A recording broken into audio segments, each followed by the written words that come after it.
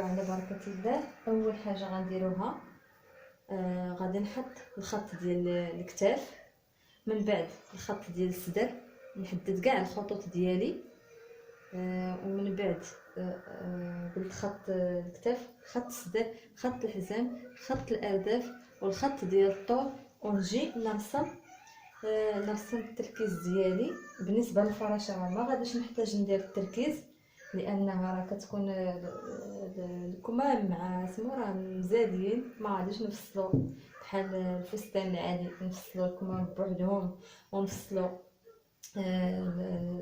الفستان الامام والوراء بوحدهم، وانما كتكون كلها وحده.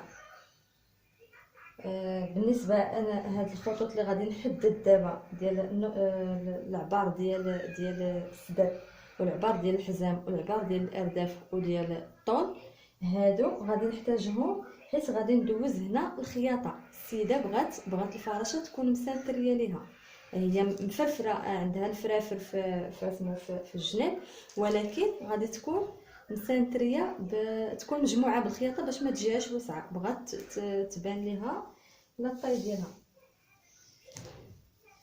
المهم اول حاجه غادي نديرها، غادي نحط العبار ديال خط الكتف.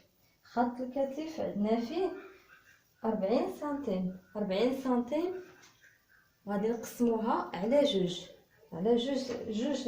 سنتيم، نقسموها على 2 سنتيم غادي تعطينا 20 سنتيم. نزيدو لها 1 سنتيم ديال الخياطه غادي تولي 21. غادي نحط 21 هنا. ها هو خط الكتف هنا. ما نحتاجش نرسمو لانني دابا راه كنشرح الاخوات والاخوان المبتدئين في الخياطه.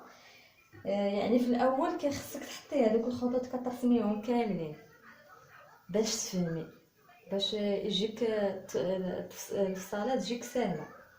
المهم انا هنا دابا راه هذا الخط هذا راه مستقيم، غادي نحط فيه 21 سنتيم. 21 جاتنا من 40 سنتيم اللي خدينا السيده الكتاف كاملين قسمناهم على جوج وزدنا لهم 1 سنتيم. 40 سنتيم غنقسموها على جوج غتعطينا 20 ونزيدو ليها 1 سنتيم غادي تولي 21. كنحط 21 ديالي فهنا في الخط ديال الكتاف.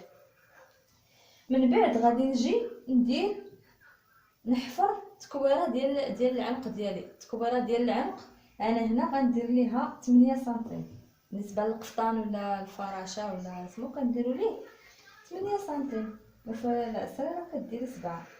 المهم السيده الا كانت عامره بزاف راه كدير لها حتى 9 حتى 10. المهم على حسب كل سيده وهي واش الرغبه ديالها. هذه بغات العنق يكون مجموع شويه يكون مكروز. المهم حطيت ليها 8 سنتيم. غادي نجي نهبط من هنا من هاد النقطه هذه حتى هنا بجوج سنتيم، 2 سنتيم هكا، ونحفر التكويره ديالي. هاهي غنحفر التكويره ديالي. بالنسبه للاخوات اللي ما عرفتش دير هاد التكويره هذه باليد، كديرها بهاد المسطره بهاد الطريقه هذه وطراسي التكويره ديالك. من بعد غادي نجي باش نلقى الخط ديال الصدر. قلنا كنديرو اول حاجه كنشدو الارتفاع ديال الصدر للسيده. يعني نكون كنشدها العبارات كنشد ليها الارتفاع ديال الصدر.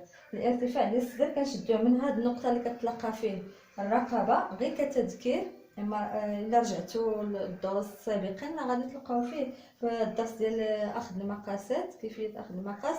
غادي تلقاو الطريقه باش كتاخذوا المقاس ديال الارتفاع ديال الصدر. المهم بين هاد النقطه اللي كتلقى بين الرقبه والكتف غادي نجي نحط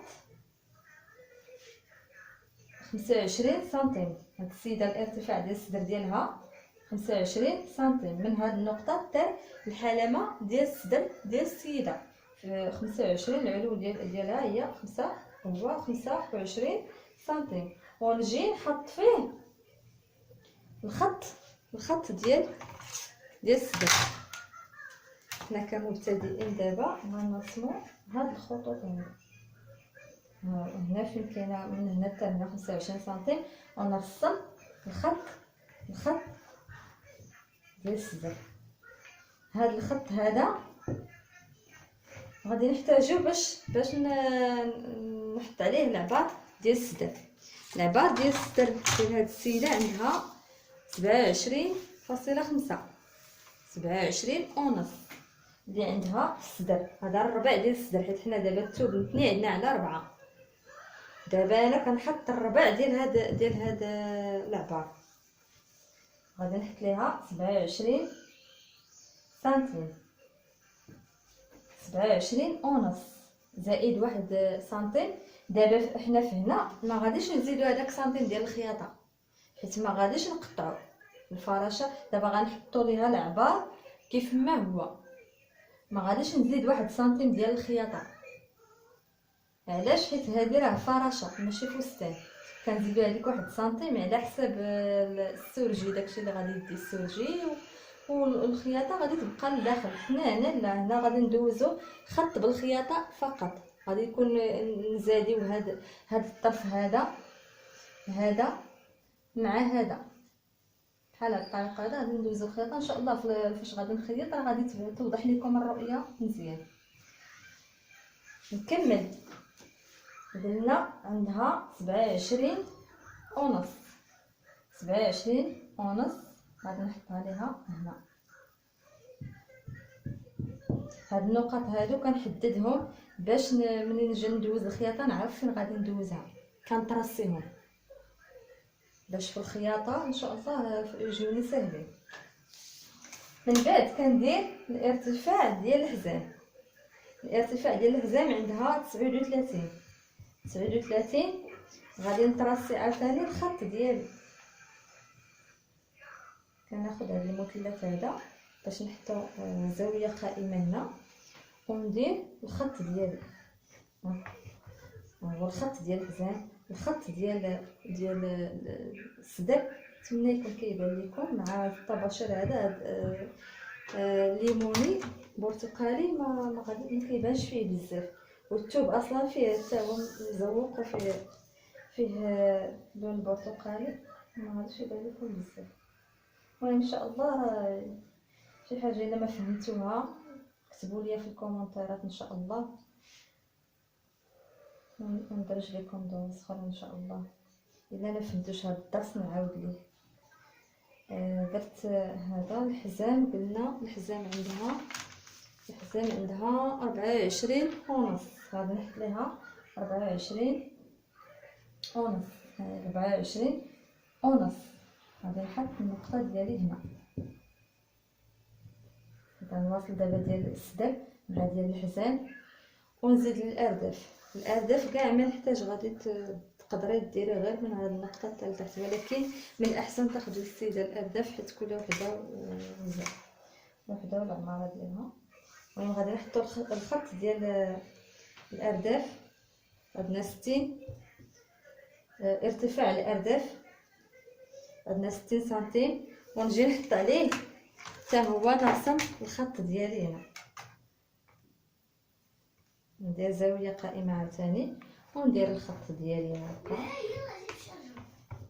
لان بهاد الخطوط هادو هاد الخطوط باش كديري باش كتحطي العبارات. عندنا